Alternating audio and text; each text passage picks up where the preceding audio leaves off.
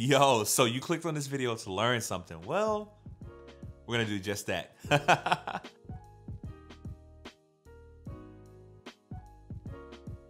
What's going on, guys? In this video, we're gonna be talking about things that I either just straight up regret not knowing as a young videographer, or things that I wish I would have just done sooner. So hopefully you can learn from my mistakes in this video and go ahead and get a head start on your freelance career. And if you learn something in this video, just share it with a friend. I would love to get some more knowledge out there, and I would love some great feedback. Now, with all that being said, let's get into it. First things first, one of the biggest things that I value now that I'm kind of more experienced in my field is build a network of creatives. It is super important to learn early on that you cannot do everything yourself.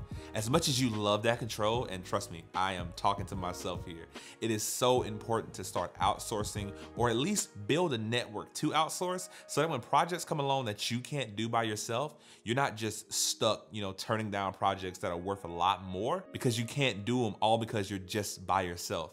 So work on expanding a network, and I mean actively work on expanding a network. Having more resources gives you more ability and flexibility to go ahead and charge more or do things that you wouldn't normally be able to provide. So if you don't do animation or color grading, find somebody who does. Get in contact, just be known, build a circle. It has been one of the biggest things that's helped me recently because I've been able to outsource work that I normally would just not be able to do myself.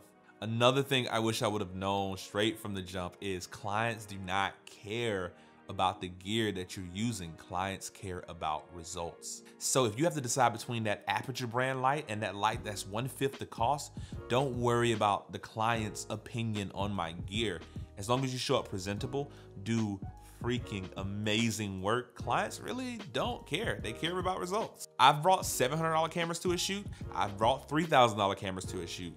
Not one time as a client like, oh yeah, I see that you have that red sitting over there. That's kind of cool. No, they're worried about, is he capturing what I need him to capture? So focus on the results. Another thing, now that we're talking clients, you can't take every client.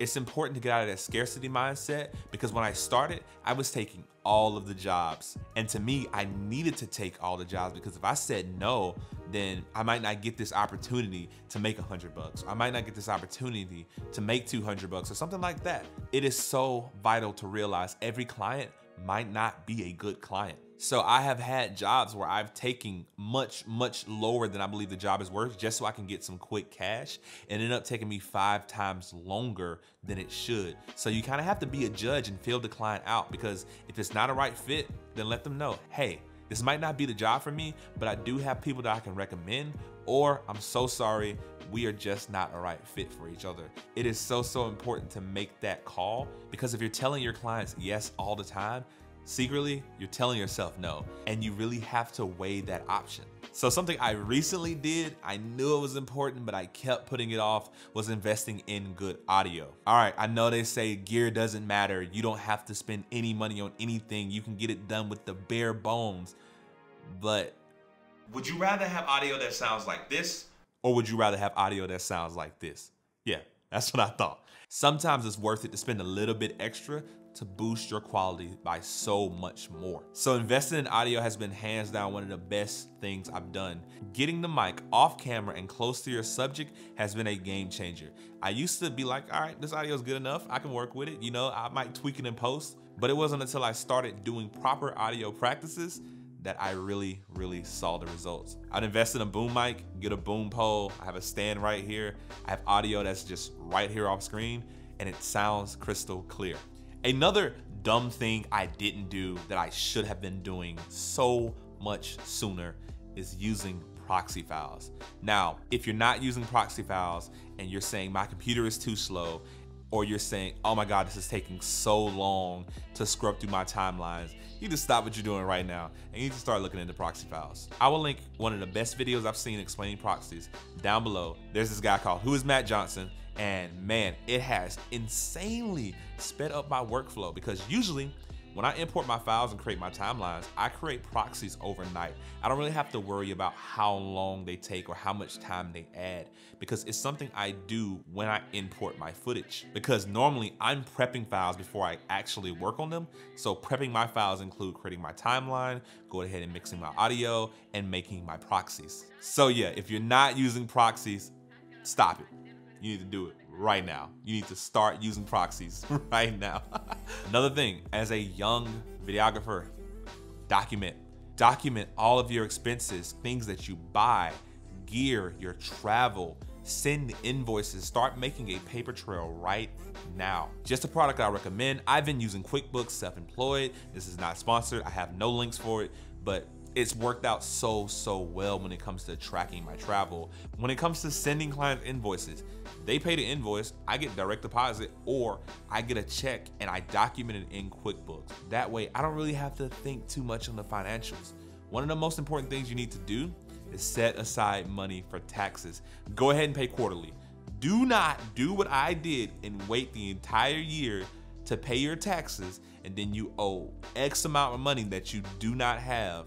You need to pay quarterly if you're doing this as a freelancer. QuickBooks can go ahead and give you like an estimation of what your quarterly tax is, and either set that money to the side or just pay it. Just go ahead and get it out of your bank account, because oh my God, I hate dealing with taxes.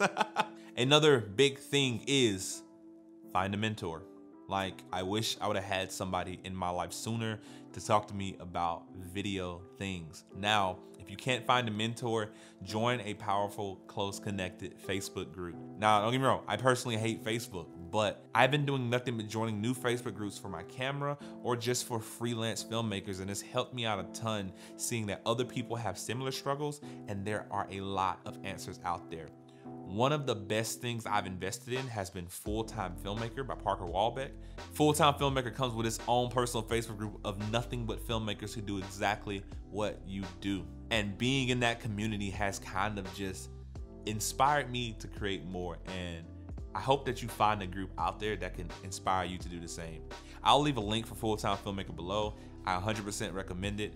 It is an affiliate link, and if you do use it, I do get a kickback, but man, it hasn't been one of the best investments that I have personally invested in. And with all of that being said, I hope you learned something, and if there's something that you know or that you struggle with, leave it down below. I wanna know, maybe I can make a part 2 to this, just using all of you guys' comments to say, what are the natural occurrences that people like myself struggle with? So, that's all I have for you today, guys. So if you like this video, give it a thumbs up, and if you loved it, consider subscribing, because I'm bringing you more content just like this every week. Yeah. So with all that being said, love you guys, stay safe, and I will see you in the next one. Peace.